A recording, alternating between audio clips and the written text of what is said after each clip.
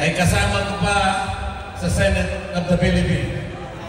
Ang aking kaibigan, ang aking kumare, Senador Amy Marcos.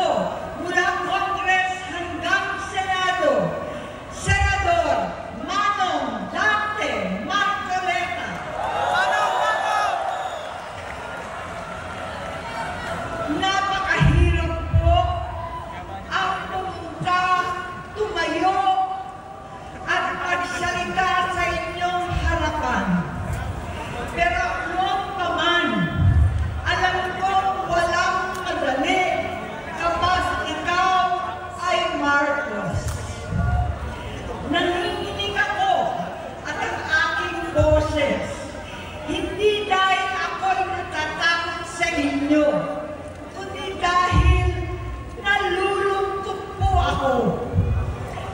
Ipagpaumanhin ninyo sa gitna ng pagsasalita ko, ako'y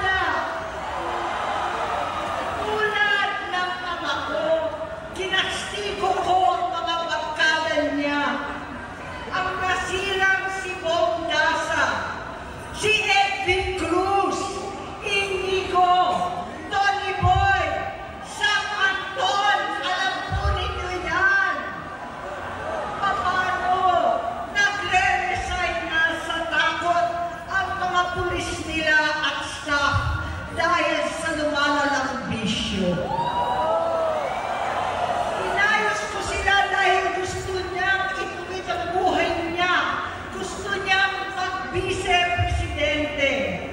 Hindi siya pinalad at lalo nagkaroon ng oras para sa bisyo. Simula noon, naging malabo sa amin ang lahat. Kaysa mag-away, bigla na lamang lumayo ang loob namin sa isa't isa. Noong 2016, kasabay ng kampanya ni dating Pangulong Duterte laban sa droga, lumabas ang pangalan ni Bongbong sa listahan. Nakasama siya sa listahan ng mga celebrities, mga artista, Maricel Soriano at iba pa. Masinsinan kong kinausap si Pangulong Rodi. Halos manikluhod ako. Sinabi ko ayon sa kapulisan, dapat unahin, usigin ang mga pusher at saka na lamang sagipin ang mga user. Naligtas si Bongbong. Labis ang takot ko at pag-aalala. Kinausap ko siya at nagsabi siyang talagang siya ay nagbabago na. Muli at lagi, hindi ako nawalan ng pag-asa. Ako'y naniwala ulit. Mula noon, ang natatanggap ko na lang na balita tungkol sa kapatid ko ay regular na magpapadoktor. Kaya kumalma naman ako. Inisip ko, totoo, dahil na-opera na ang tuhod niya sa gout. Siguro, totoo na ito. Hanggang nito, na lamang nalaman ko na tuloy ang paggamit niya sa mga party na garapalan naghahain ng droga. Pinagmamalaki pa ng mag-asawang kayang-kaya nila ang microdosing ng cocaine. Hati-hatiin daw para 4 na beses sa isang araw. Hindi mabibisto. Ang pagpapadoktor, pinalabas nila ang pag-stem cell. Nagpapalit daw ng dugo, nagpapa-blood transfusion. Kayang-kaya raw, hindi ko maintindihan ang pinagsasabi. Noong 2021, kahit papano, nagkikita kami at nagkakausap. Sumumpa siya sa akin, talagang hinintunan niya. Naniwala ako kasi sabi niya gusto niyang tumakbo. Ang sabi ko, tutulong ako sa abot ng aking makakaya.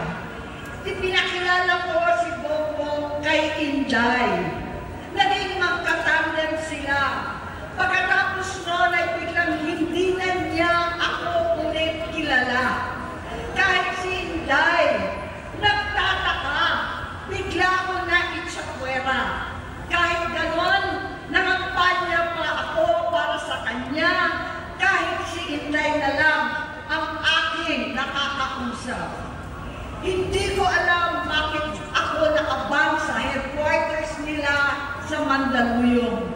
Hindi ko alam bakit walang nagre-report sa akin tungkol sa kampanya. Sa totoo lang, masakit mang aminin, nung dinidisqualify na siya, halos papaboran ko na sana dahil may nagsumbong sa akin mula sa kanyang campaign team na gumagamit na naman siya. Nung sinabihan ko, siya at mga taong nasa paligid niya, nagkaisa silang tuluyan akong alisin sa kampanya na ako naman ang bumuo. Sinabi nilang gusto ko na siya ay mag-disqualify para ako ang pumalit. Hindi totoo yun! Iniisip ko ang kalagayan ng aking kapatid at paano siya magsisilbi kung ganyan ang kalagayan niya. Pero pinaparating sa akin na hindi siya lulong at minsan na lamang tuwing nagpa-party.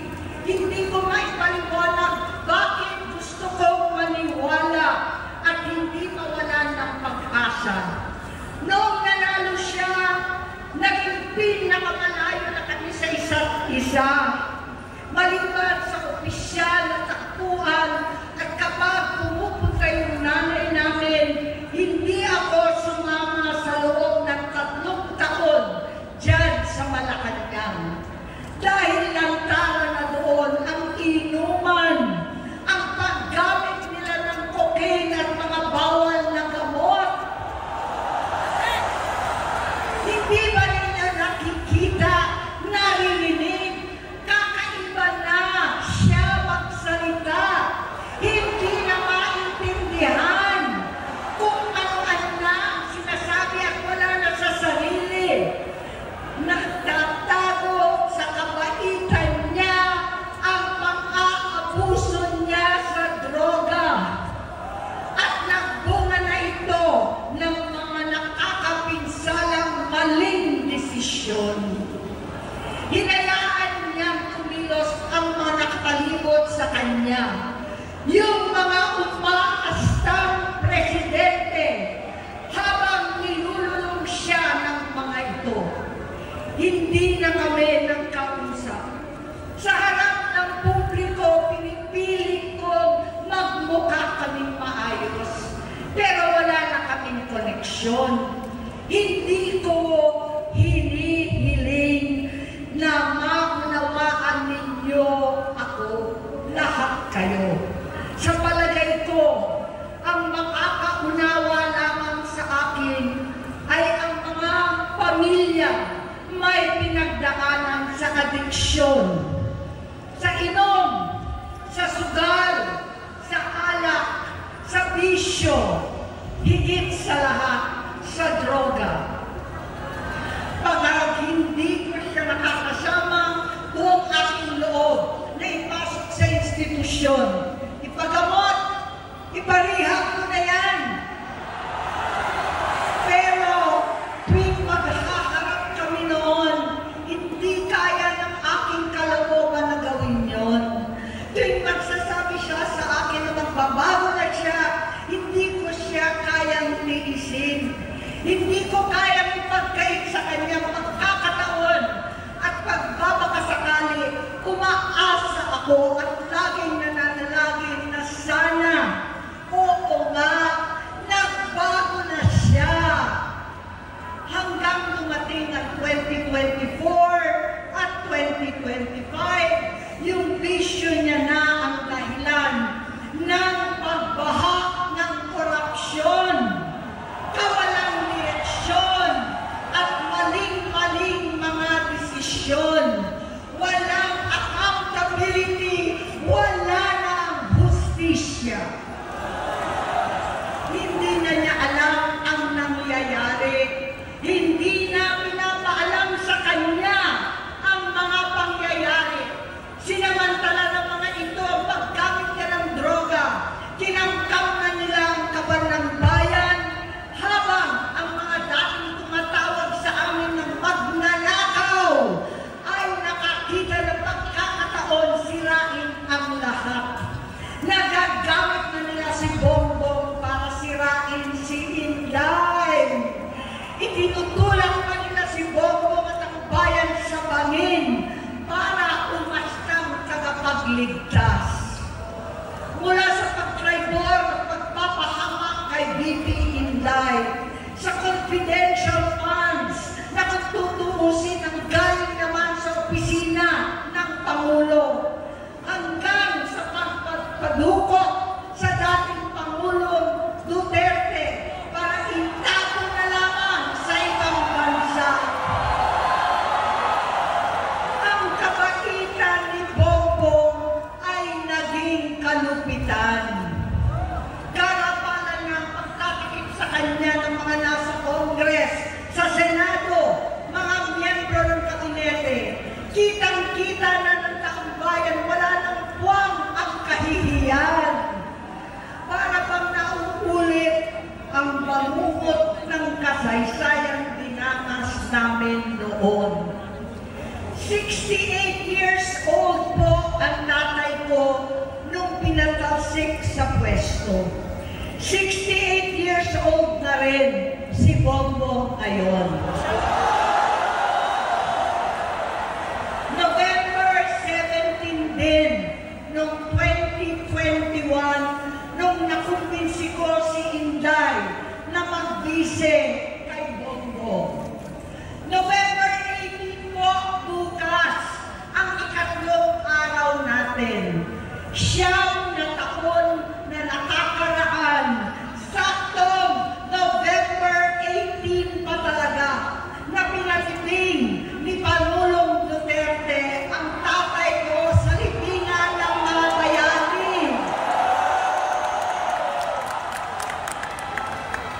Halo-halo na ang aking nararamdaman, pero alam kong ito ang dulo at hangganan ng aking pagtitiis at pananahimik. Hindi na tayo mananahimik! Dahil nalaman ko pati ang mga anak niya ay nagdodroga na. Pinasusuklaman ko pa ang pag-alok ng mag-inang si Sandro ng droga ang aking mga anak at iba pang mga kamag-anak. Yan ang hindi ko na mapapalampas. Sa loob ng halos 4 na dekada, wala akong ibang pinangarap kundi maipakita sa sambayanan na hindi kami masamang tao. Hindi masama ang pamilya Marcos. Gusto kong ibangon ang dangal ng aking ama sa pamamagitan ng nagpagtatrabaho para sa bayan. Sinikap kong maging mabuting gobernador, kinakawan, senador.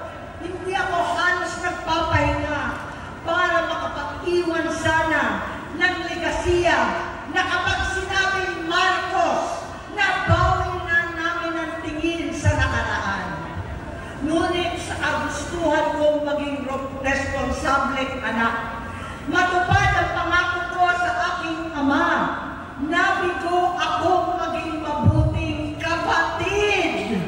Naging mahina ako kay Bongbong sa kapulisan at sundalo, sa lahat ng mga leader at tagapagpatupad ng batas.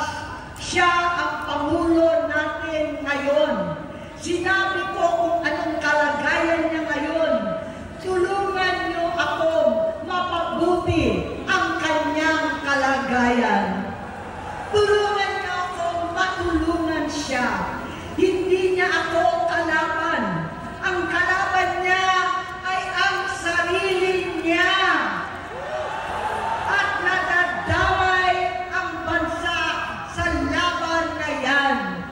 Bilang senador at lingkod bayan, batid ko ang mga problema at gaya ng bayan, alam ko rin ano ang solusyon. Sa pagkakawatak-watak, patuloy na pamumulitika, pagnanasa sa kapangyarihan ng mga talunan naman, kabuluhan sa Mindanao, alanganing giyera sa China at Estados Unidos, kawalang pananagutan sa flood control scam, karapalang kahiman, panggigipit sa hindi kaalyado, pagkakanulo sa kapwa Pilipino, pagdakip sa dating Pangulong matanda't may sakit upang ihagis lamang sa bansang dayuhan, pagsadsad ng piso, paglaganap ng gutom, paghihingalot ng ekonomiya, at pagsasawalang bahala sa taong bayan. Ang delubyo at kalamidad na nagdudulot ng parusa, ang korupsyon na nauwi sa kawalan ng tiwala at hustisya sa Pilipinas, sa kanyang pamahalaan, lahat ng yan ay masusolusyonan kung ikaw, aking kapatid, magsaayos ng iyong sariling kalusugan. Kapag humupa ang ingay sa politika, kapag umuwi na kami sa aming pamilya, hindi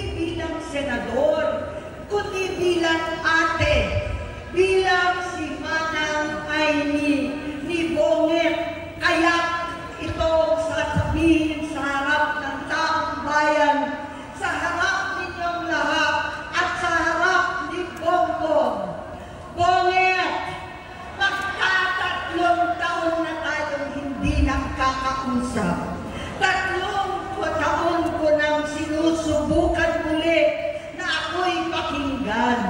Siguro ngayon ay makakarating ng buo ang gusto kong sabihin. Walang mababawasan, hindi madadagdagan.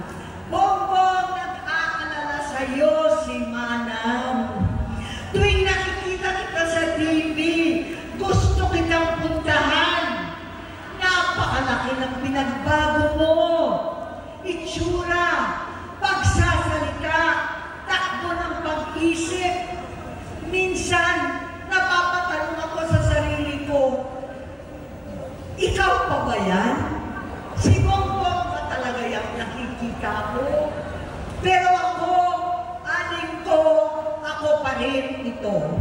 Ako pa rin ang ate mo na tumayong ama't ina sa inyo sa ibang bansa. Ang kasama nyo sa sumubok na sanggahin lahat ng sakit para sa iyo. Ang kapatid mo na hindi mo kailangan hingan ng tawad dahil agad ka nang iniintindi at tatanggapin dahil mahal kita. Nasa Bagong Tipan, kay Lucas, Kapitulo 17, versikulo 3 hanggang 4. Kung magkasala ang iyong kapatid, sawayin mo siya. At kung siya'y magsisi, patawarin mo siya.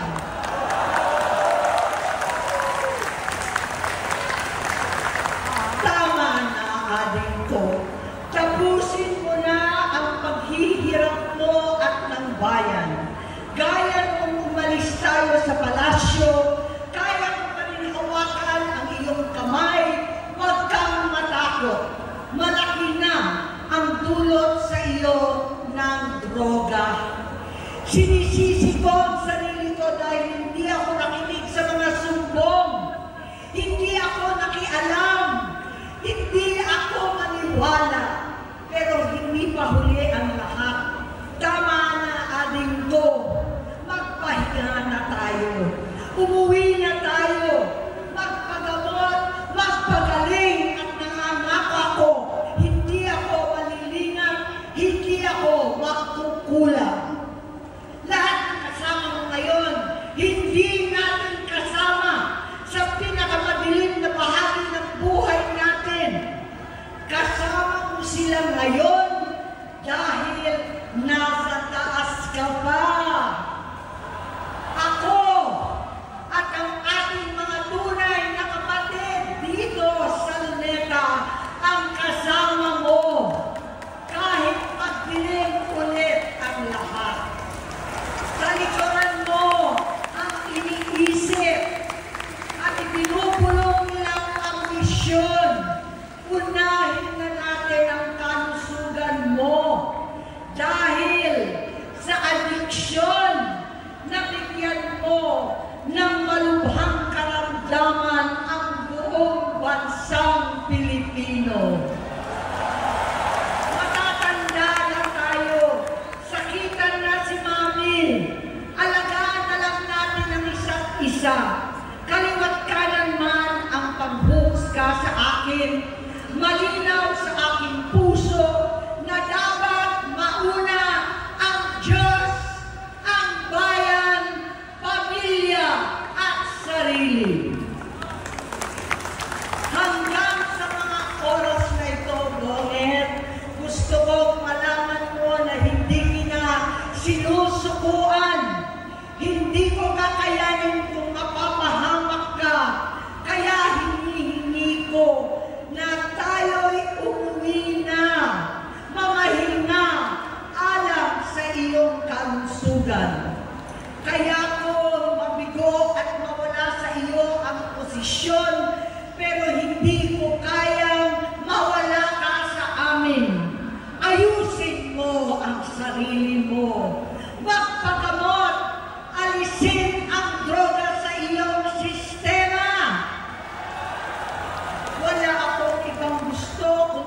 magaling ka, malampasan natin ito muli. Dahil wala akong ibang hinahangad bilang ate, kundi maging masaya ka, maging ligtas sa panganib, malusog, matagumpay sa buhay. Itama ang mali, labanan ang adiksyon, at ako hindi kailanman aalis sa iyong tabi.